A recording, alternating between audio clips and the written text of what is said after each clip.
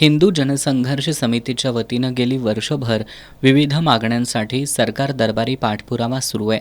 मात्र त्याची दखल घेतली नसल्यानं हिंदू जनसंघर्ष समितीचे संदीप सासने, राजू तोरसकर आणि सुनील सामंत यांनी आजपासून छत्रपती शिवाजी महाराज चौकात आमरण उपोषण सुरू केलंय. मशिदीवरील अनधिकृत भोंगे हटवा, शिवभक्तांवरील खोटे गुन्हे मागं घ्यावेत, हिंदू धर्म देवता महापुरुष यांच्याबद्दल अपमानास्पद वक्तव्य करणाऱ्यांवर कारवाई करा आदी मागण्यांसाठी हे आंदोलन करण्यात आले.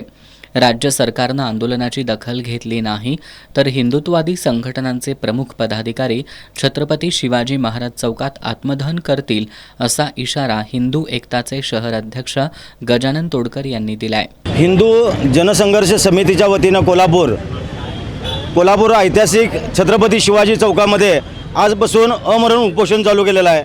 आपण या अगोदरसुद्धा गेल्या वर्षी निवडणुकीच्या अगोदर आपण अशाच पद्धतीचं उपोषणाचं जाहीर केलं होतं आणि त्यानंतर काही नेत्यांच्याकडून आग्रह करण्यात आला की निवडणुकीच्या तोंडावरती उपोषण आपण करू नये आणि आपल्या मागण्यासंदर्भात आपण निश्चितपणानं निवडणुकीनंतर आपण त्याचा विचार करू. पण गेल्या 8 महिन्यामध्ये जर बघितलं तर ज्या काही हिंदुत्ववादींच्या अन्याय होणाऱ्या घटना आहेत त्या अनेक वाढत आहेत. याबाबत सरकार सकारात्मक दिसून येत नाही. म्हणून या ठिकाणी आजपासून आम्ही उपोषण या ठिकाणी चालू करतोय.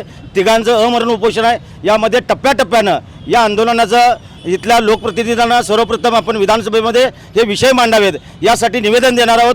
त्या ठिकाणी गोंधळाचा कार्यक्रम ठेवलेला आहे. त्यानंतर कोल्हापूर बंदची हाक देण्यात येईल. त्यानंतर शेवटच्या टप्प्यामध्ये जर या उपोषणकर्त्यांची जर त्यांनी सकारात्मक जर चर्चा केली नाही, या मागण्यांचा विचार केला नाही तर याच ऐतिहासिक छत्रपती शिवाजी चौकामध्ये सर्व संघटना प्रमुख या ठिकाणी आत्मदहन केल्याशिवाय राहणार नाहीत. उपोषणकर्ते सुनील सामंत यांनी मागण्या मान्य होईपर्यंत आमरण उपोषण सुरू ठेवणार असल्याचं सांगितलंय. इथं उपोषणाला बसलेले राजेंद्र तोरसकर आहेत, संदीप सासने. हिंदू जनसंघर्ष समितीच्या वतीनं आजपासून कोल्हापूरच्या ऐतिहासिक अशा छत्रपती शिवाजी महाराज चौकामध्ये हिंदुत्वाच्या प्रमुख मागण्या, उदाहरणार्थ मशिदीवर बोंगे आहेत, लव जिहाद सारखं आहेत, लँड जिहाद आहे, वक्फ बोर्ड आहे, हलाल कायदा, असे विविध कायदे जे आहेत अशा कायद्यांवर कायदे जे आहेत ते कंट्रोलमध्ये यावेत आणि कडक कायदे व्हावेत यासाठी आजपासून आपण बेमुदत अर्थात आमरण उपोषणाला सुरुवात केलेली आहे. आणि या सकाळपासूनच सकल हिंदू समाजाच्या अनेक पदाधिकाऱ्यांनी या ठिकाणी हजेरी लावलेली आणि फार मोठ्या प्रमाणात जनतेचा आणि समाजाचा या ठिकाणी प्रतिसाद चालू आहे.